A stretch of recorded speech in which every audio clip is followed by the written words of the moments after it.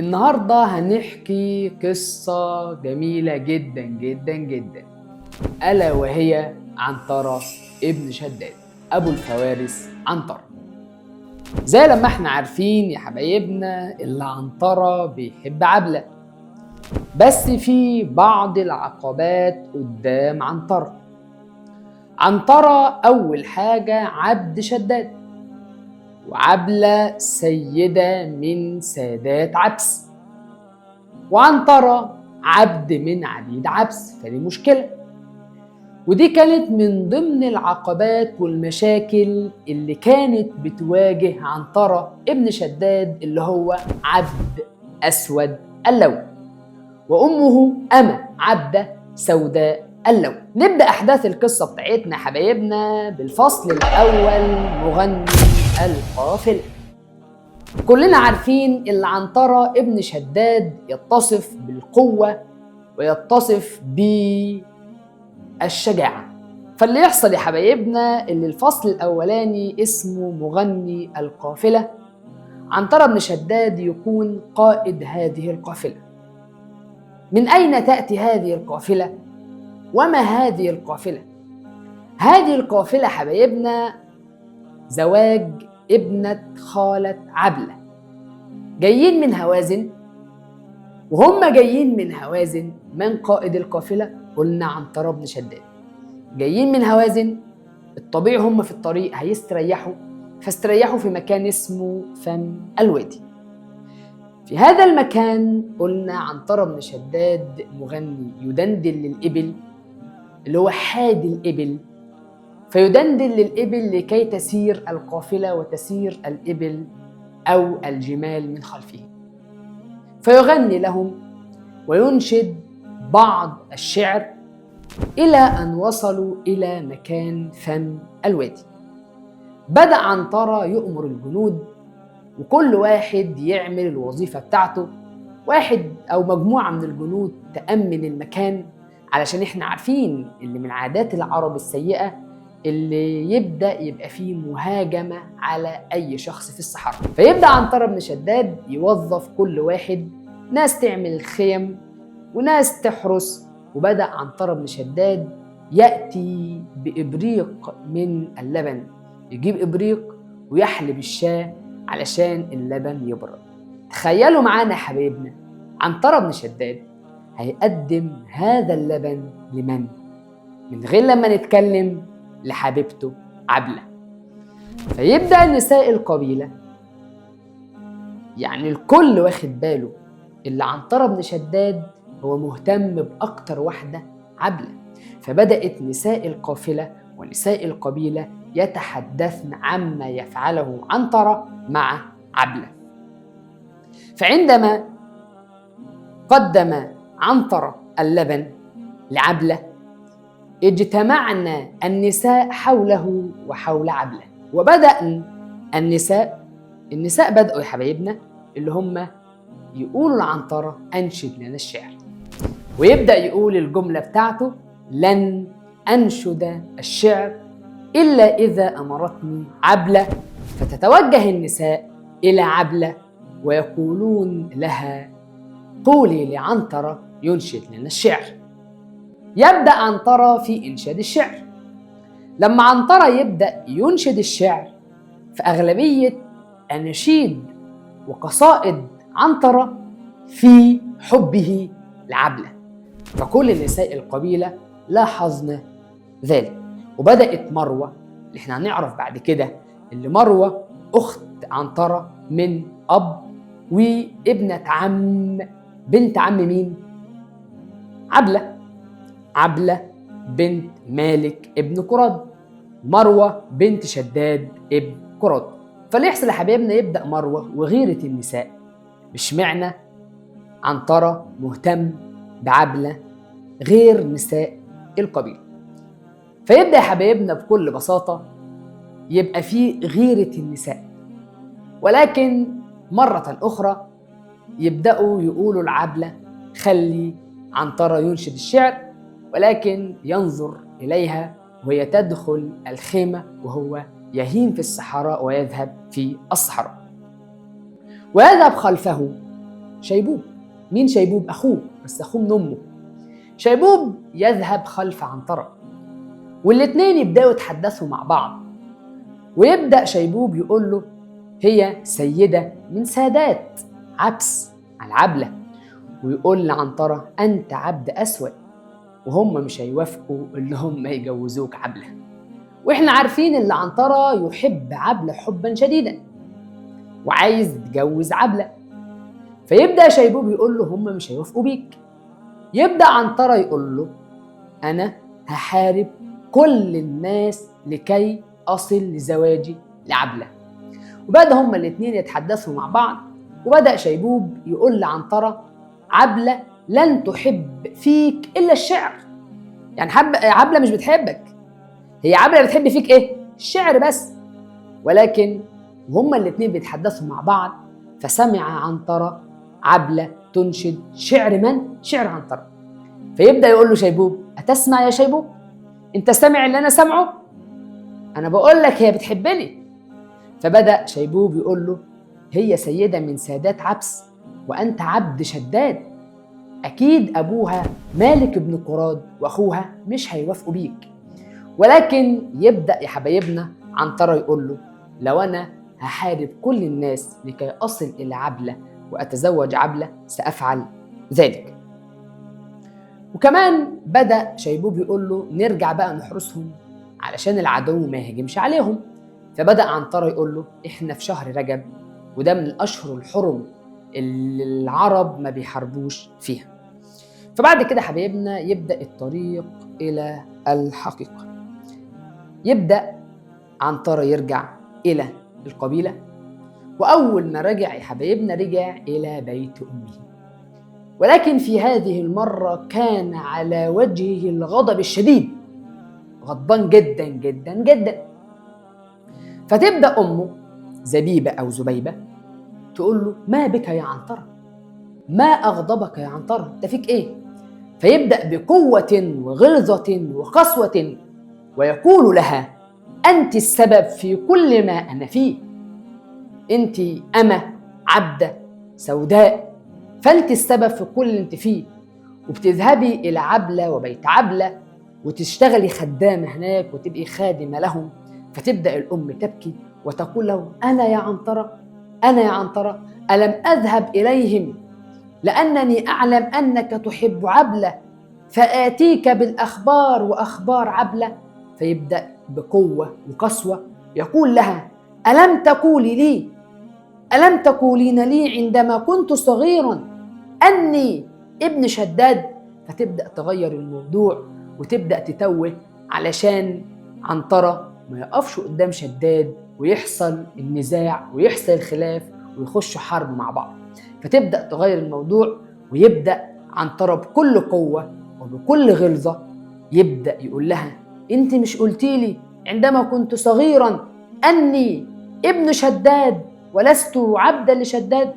فيبدأ مع إلحاح عنترة وغلظة عنترة وقسوة عنترة قالت له أمه نعم يا بني أنت عنترة ابن شداد. فيبدأ عنترة يقول لابد من الوصول إلى الحقيقة وأن يعترف شداد بأنني ابن له وليس عبد شداد. الناس تبدأ تقول لي عنترة ابن شداد، ولكن لازم شداد يعترف بيا قدام الناس.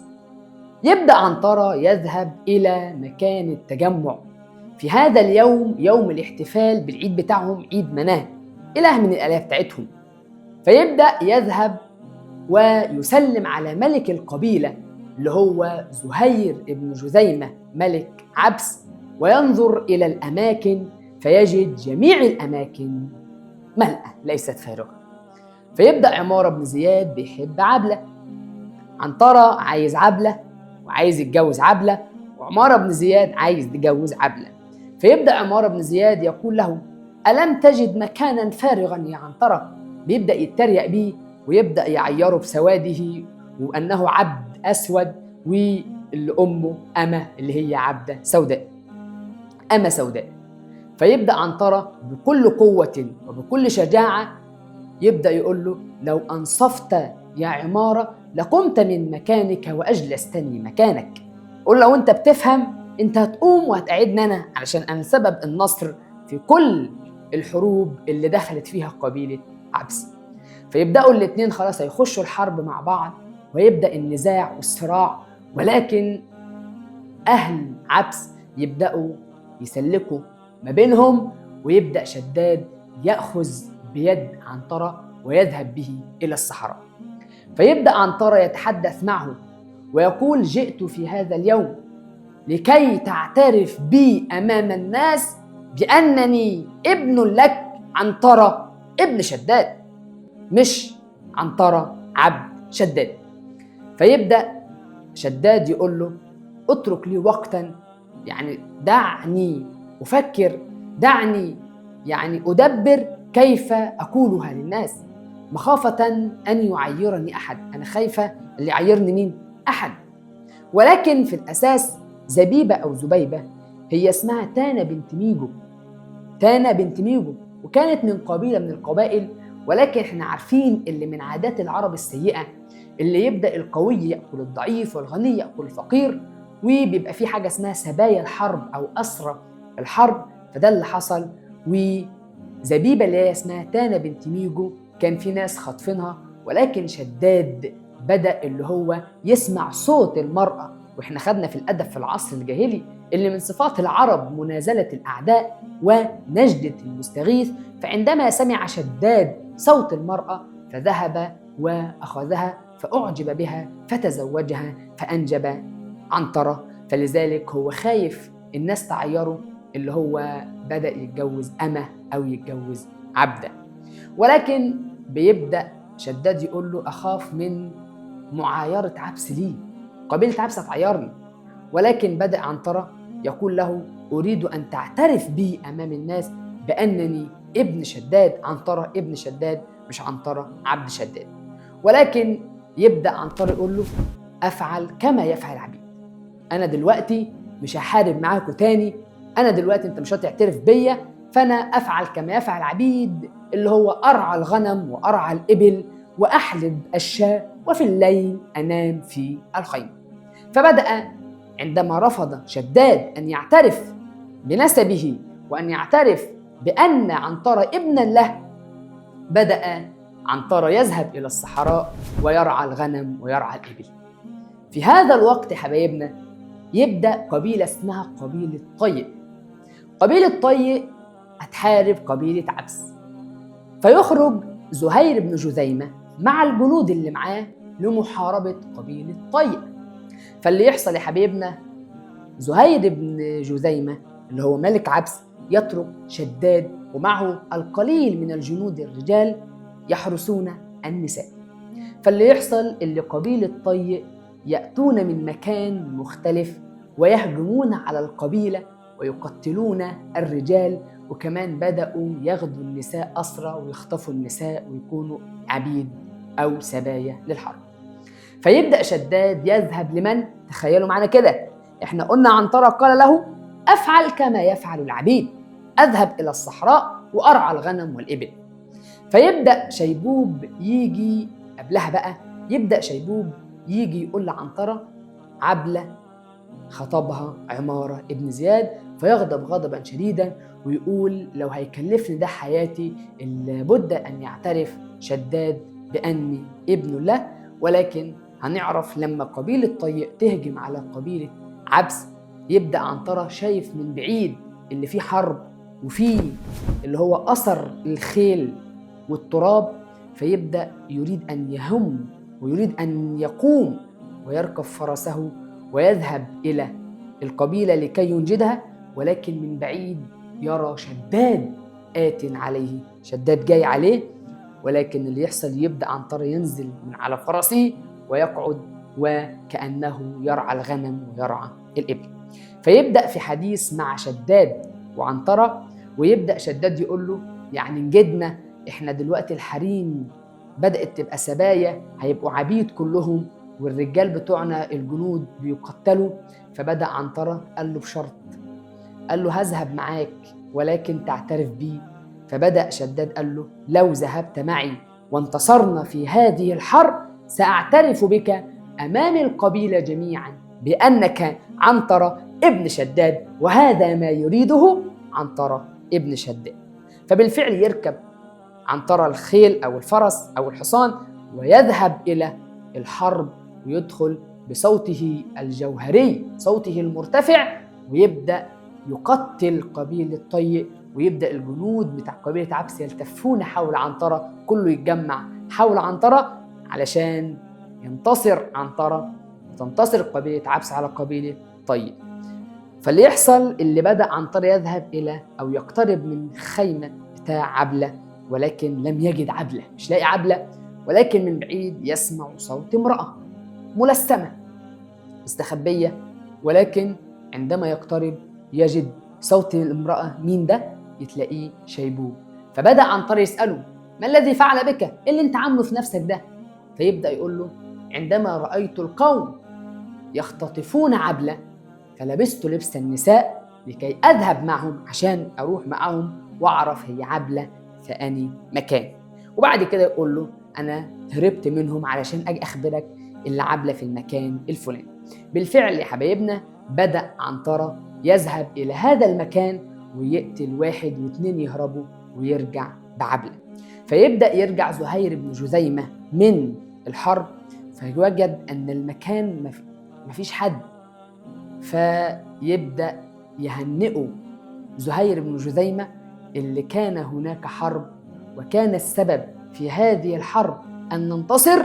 يبدأ بقى يعترف شداد ويقول له، ويرجع الفضل إلى عنترة ابن شداد، وهذا ما يريده عنترة ووصل إلى ما يريده. وده نتعلم منه مع الإصرار والعزيمة القوية يصل الإنسان إلى ما يريد. فيبدأ عنترة يتحدث مع عبلة في حديث قوي، ويبدأ بيأنبها بقى: انت اتخطبتي العمارة بن زياد، وهي تقول له: أبي هو السبب، أبويا السبب، وهو يقول لها: لو انت ما كنتش موافقة هم مش هيوافقوا. فبدأ يغلظ عليها في القول، يشد عليها في القول، فبكت عبلة ودخلت الخيمة، وغضب عنترة غضبا شديدا وهام في الصحراء. إلى هنا حبيبنا نكون انتهينا من أحداث الفصل الأول في قصة أبو الفوارس عنترة. سلام.